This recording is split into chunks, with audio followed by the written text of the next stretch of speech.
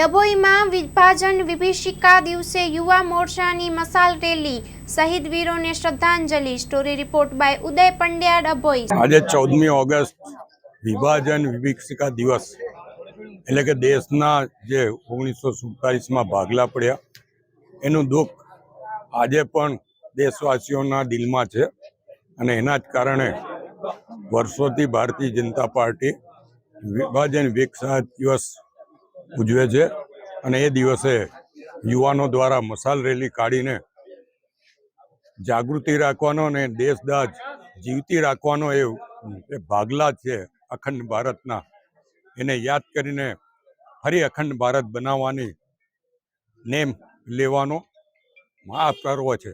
ત્યારે વિભાજન વિભીષિકા દિવસના એ તમામને ખાતરી આપીએ છીએ કે ભવિષ્યમાં અખંડ ભારત બનીને જ રહેશે. ભારત માતા કી જય, વંદે માતરમ.